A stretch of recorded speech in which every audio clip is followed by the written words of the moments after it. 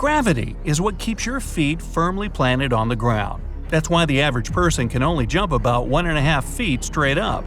But if we had to live on another planet, say Venus or Saturn, let's find out what difficulties we'd have to endure there. We'll try Mercury first, as it's closest to the Sun. The gravity on this planet is less than half that on Earth, so you'll be able to jump about 4 feet high.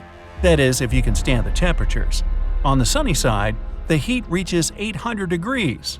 To be there is like standing neck-deep in dark red lava on the slopes of a volcano. Oh boy! Night won't bring much respite either. Scorching air will quickly chill to minus 280 degrees. You'll also have to be patient, since one day on Mercury lasts 176 Earth days. Well, hopping from this inhospitable place to even less welcoming Venus. You'd be able to see Earth from here if not for the whirling mass of clouds above. They create a monstrous greenhouse effect, as well as immense atmospheric pressure. If you were to jump here, you'd make it just shy of 1.7 feet high, because the mass and size of Earth and Venus are almost similar, with Venus being a little smaller.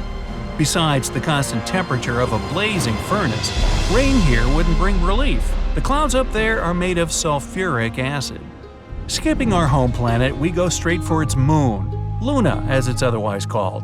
Gravity here is less than 1/5 of that on Earth, so if you jump, you'll rise almost 9 feet in the air and won't touch the ground again for several seconds. It's hard to believe this desolate piece of space rock makes tides on Earth habit. And if you stay on the moon long enough, as in a couple million years, you'll see how much further it's gone from our home planet. Next destination is Mars, the red planet. Here, a vertical jump will take you about 4 feet in the air, if there was any air to speak of course. Mars has an atmosphere, but it's much thinner than on Earth. If you stay here until evening, you'll be able to marvel at a beautiful blue sunset. And you can probably see a mountain from here. That's Olympus Mons, the tallest mountain in the solar system. It's almost 3 times taller than Everest, and it's also a volcano, by the way.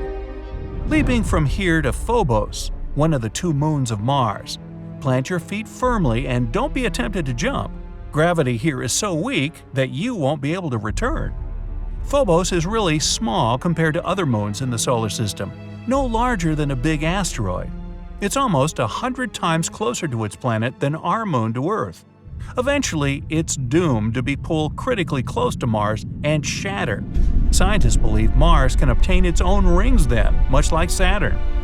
Now, we're going to a really weird object. It's called Ceres, and it's the largest asteroid in the solar system.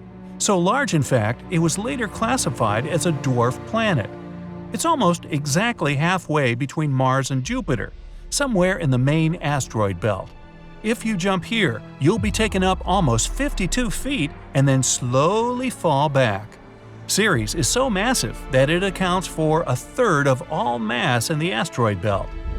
Fast forward to the next waypoint, Jupiter. Being a gas giant, this planet has no solid surface, so jumping here is irrelevant. But if you must, you could only hop about 6 inches high.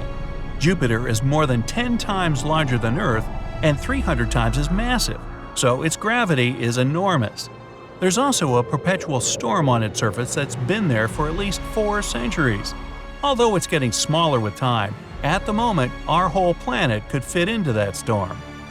Our next stop is Ganymede, the largest of Jupiter's moons. It's solid, so you can easily jump here and make it over 10 feet high. This moon is larger than Mercury, but its mass is significantly lower, which makes gravity rather weak. Ganymede is covered in thick ice, and deep beneath that is a liquid metal core. This core is why Ganymede is the only moon to have a pretty strong magnetic field. Next, we go to Saturn, the second gas giant of the solar system. It's only slightly smaller than Jupiter, able to fit 9.5 moons in it, but way less massive. If it had any hard surface to jump from, you'd be able to hop as high as 1.4 feet in the air, almost as high as on our planet. Saturn is most famous for its rings, which are particles of dust and ice left from impacts with different space objects. It spins so fast around its axis that it has flattened itself almost into an oblong shape. It also has 62 moons, only 5 fewer than Jupiter. Let's explore one of them right now. Hopping further, and here we are on the largest moon of Saturn, Titan. Jumping here will take you just shy of 11 feet high. The atmosphere of this moon is most peculiar. It's heavy and mostly consists of nitrogen, making the surface appear hazy. It's also made almost entirely of ice, but there's rock underneath, and water is only thought to be deep below, near the core.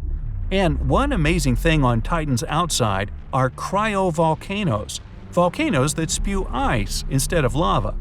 Next on our path is Uranus, another giant, only this one is made of ice. In fact, it's mostly similar to Jupiter and Saturn, but it has much more ice in its atmosphere and mantle. Jumping here will take you up about 1.7 feet. Uranus is also the lowest minimum temperature of all planets in the system. At minus 377 degrees, it's colder than liquid nitrogen, so you'll freeze right where you stand. Cool. Really? Our route continues with Neptune, the twin brother of Uranus. It's also an ice giant, and although a bit smaller in size, it's much more massive. Because of this mass, the gravity here is also impressive. You'd only be able to jump about 1.3 feet. 1 year on Neptune takes almost 165 Earth years, because it's 30 times further from the Sun than we are. In fact, this is the last proved planet of the solar system. But our hopping trip isn't finished yet. We're arriving to Triton, one of Neptune's moons. Gravity here is not extremely low, so a single jump would take you a comfortable 19 feet up. Triton is the only moon that moves in a retrograde orbit, that is, against the movement of Neptune around its axis. It also has a unique surface feature called cantaloupe terrain for its similarity to a melon. Next is the dark and lonely Pluto, formerly the 9th planet, but now no more than a dwarf planet. Its gravity is somewhat lower than that of Triton's, and you could jump over 25 feet high here. Pluto is too small to be a fully fledged planet. It's smaller than many moons, including ours. Its atmosphere appears and disappears at times. When Pluto is closer to the Sun, the ice on its surface evaporates to become the atmosphere. But as soon as it travels further, the gas layer goes away. So hold your breath.